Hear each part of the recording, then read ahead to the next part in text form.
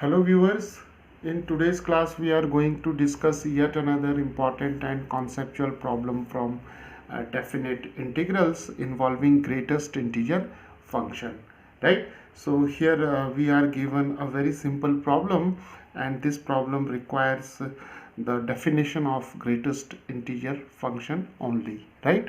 So let us solve this, and here we are given the integral 0 to 1 x e raised to lambda and greatest integer of x plus 2 dx is equal to e raised to lambda, where lambda belongs to the set of real numbers and we have to find the value of lambda, right?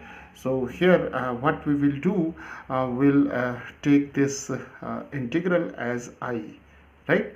So we can take I as this integral. So we have 0 to 1 x e raised to lambda, and we have the greatest integer of x plus 2 and dx, right? So once we are able to get the value of this integral, we can equate it to e raised to lambda, and then we can easily find out the value of lambda, right? So now here we see that the limits of integration are from 0 to 1, right? So it means x it lies between 0 and 1.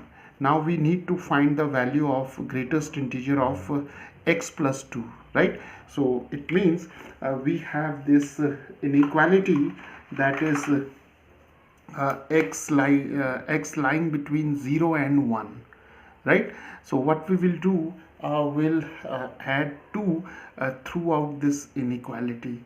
So we'll get 0 plus 2, and then we have x plus 2 here, and here we have 1 plus 2, right? Because we need to find x plus 2, right? So x plus 2 can be obtained by adding 2 throughout this inequality. So x lying between 0 and 1, right? So we have 2, and here we have x plus 2, and here we have 1 plus 2, 3, right? So when x lying between 0 and 1, then x plus 2 lies between 2 and 3, right? So by the definition of greatest integer function, the value of the greatest integer of x plus 2 is equal to 2, right? So now we can straight away substitute the value of greatest integer of x plus 2 as 2 in this integral, right? So now I can be written as x varying from 0 to 1, and we have x e raised to lambda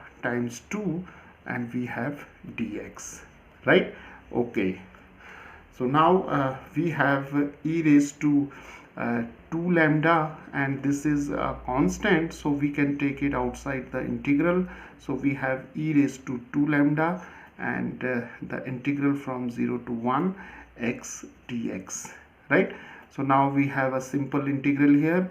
We have e raised to 2 lambda, integral of x is x square over 2, and we have the limits from 0 to 1, and this is e raised to 2 lambda.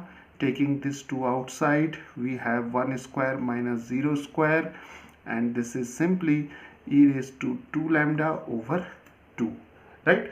So the value of this integral is e raised to 2 lambda over 2, where lambda is some real number, and now this integral is given to be equal to e raised to lambda, right? So now we can equate it to e raised to lambda.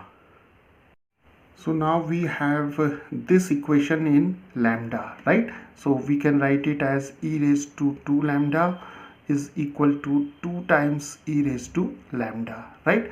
And now if we take this e raised to lambda to this side, we have e raised to 2 lambda minus lambda is equal to 2, and we have e raised to lambda is equal to 2, and taking the natural log of both sides, we have log of e raised to lambda and log of 2. Here the base is obviously e, and we have lambda log of e to the base e, and here we have the natural log of 2, right?